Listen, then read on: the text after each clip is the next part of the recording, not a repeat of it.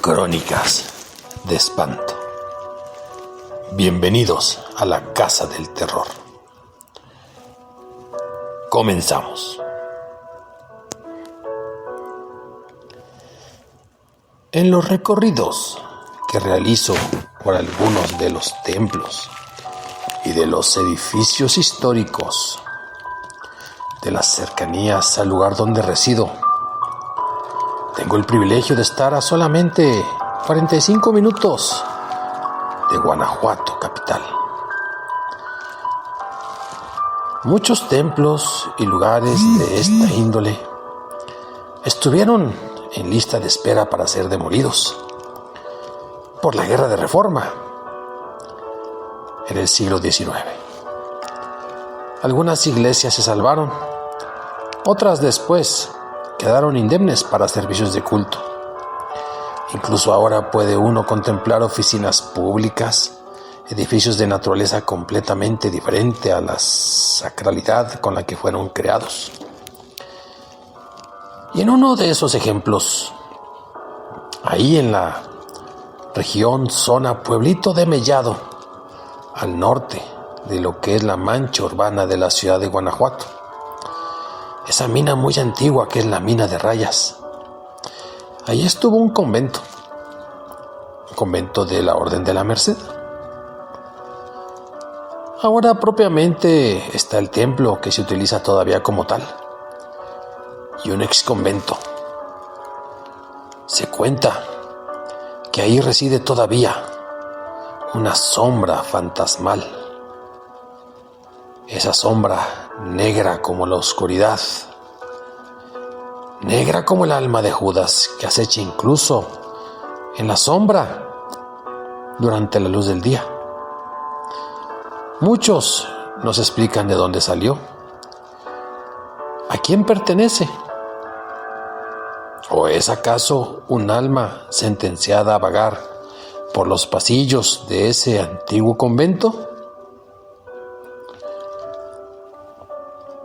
Remontémonos a las épocas previas de la Revolución Mexicana, a las épocas donde eclosionó aquella inquietud, se juntó la política, se juntó el oportunismo, sí, también un grado de injusticia social. Imaginémonos la zona de Guanajuato a principios del siglo XX. Iba un coronel y su asistente. Ambos iban discutiendo apresurados, ahí, en ese ex convento, hasta que algo los detuvo.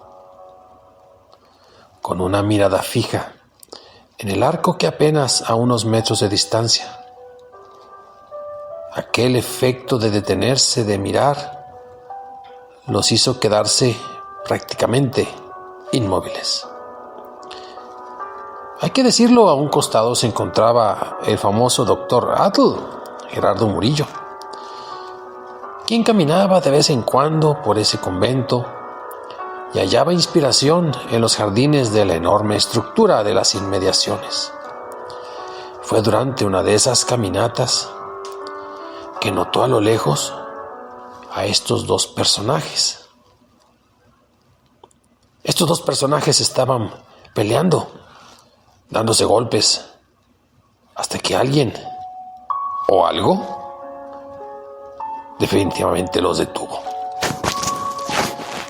El coronel, con una mirada completamente inundada en pánico, con las manos temblorosas,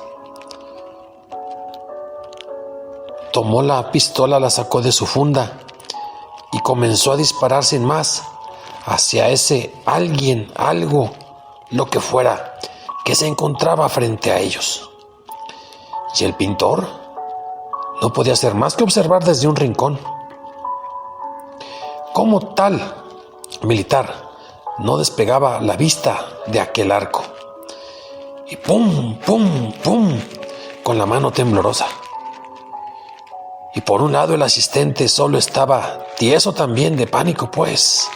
Y el coronel trataba de recargar su alma con los nervios, con esas manos que no le respondían, de tal modo que las sacaba y que las balas caían al piso, y justo cuando bajaba y se agachaba a agarrarlas, se acercó a estos dos personajes una nube completamente negra. Pueden imaginarse ese momento, porque así lo describió el acompañante del coronel a las autoridades cuando le preguntaron: oye, ¿qué ocurrió? ¿Qué pasó? ¿Quién los atacó? No sé. Yo solo sé que estaba temblando de miedo, que estaba paralizado, que luego de que las balas cayeron al piso, aquella cosa, eso que teníamos de frente, se le acercó al coronel, alzándolo por el cuello. Hay que decir que el asistente no había captado que más atrás miraba todo esto Gerardo Murillo. Desde su escondite el pintor solo vio cómo el coronel ahora estaba suspendido en el aire, al menos levantado a 1 metro del suelo, y el asistente cayó como si fuera un palo al que le pegan con las uñas de los dedos, desmayado por el susto. Pero aquella sombra negra sostuvo al coronel por tanto tiempo que al principio agitaba sus manos, removía sus pies,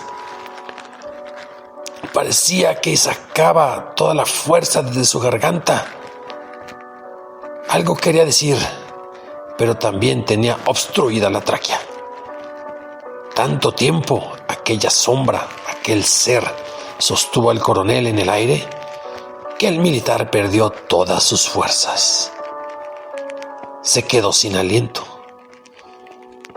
Intempestivamente, esa misteriosa figura fue sujetando y descendiendo poco a poco el cuerpo inerte del coronel, dejándolo en el piso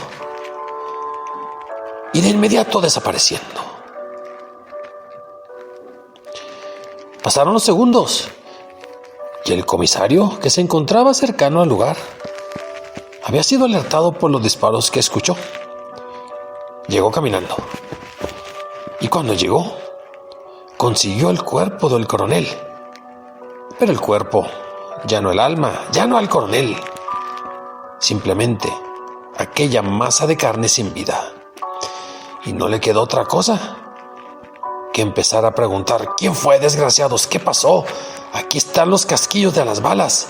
Vamos a encontrar al culpable. Claro, no le quedó otra cosa que culpar al que encontrara y estuviera presente por asesinato. Pero él no tenía ninguna herida. No había ninguna bala que hubiera atravesado el cuerpo del coronel. Y los casquillos habían sido de disparos hechos precisamente por aquel militar. Y aquellos testigos, uno tieso y desmayado y otro escondido en una esquina, el famoso pintor, solo narraban la descabellada historia de que una sombra, de que un fantasma, con una fuerza bruta, con un impulso descomunal, había levantado al coronel y lo había asfixiado. Se procedió a la investigación de naturaleza militar y tanto el doctor Gerardo Murillo como el asistente lograron zafarse de los cargos. Contaron con la fortuna de que el médico de guardia tuvo la idea de comparar las marcas que estaban en el cuello de aquel fallecido coronel. Y sí, era una cosa bastante extraña.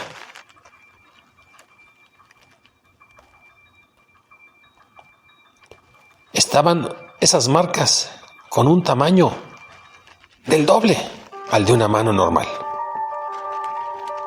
El único que había visto de frente todo y con la cercanía era el asistente, pero no era capaz de narrar lo que había ocurrido.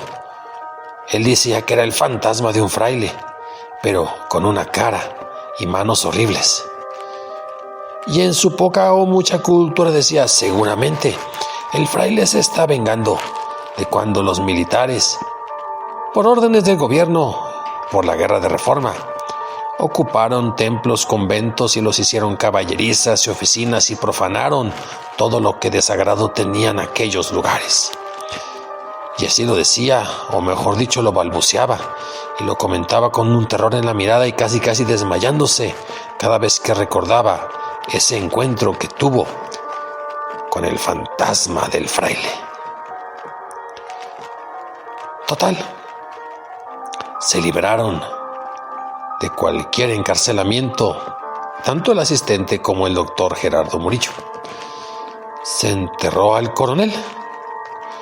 Aún no se sabe, no se conoce, pues, qué o quién fue el autor de aquel homicidio, de aquel ahorcamiento. Y la gente sí cree la versión del fraile vengador. Y de hecho, si uno viene para acá, para completar la ruta turística por un interés arqueológico, antropológico o cultural, aquí a Mellado, al antiguo convento, al templo, se siente todavía la presencia de una sombra, la presencia de un fantasma, de una niebla que a veces deambula por este antiguo convento de la Merced. Esto fue Crónicas de Espanto. Escriban o pinten, asientan, disientan. Estamos de nuevo, gracias por su comprensión. No tengo todavía voz ni mente para contarles un relato como se merecen, pero espero que haya sido de su agrado. Nos vemos la próxima semana.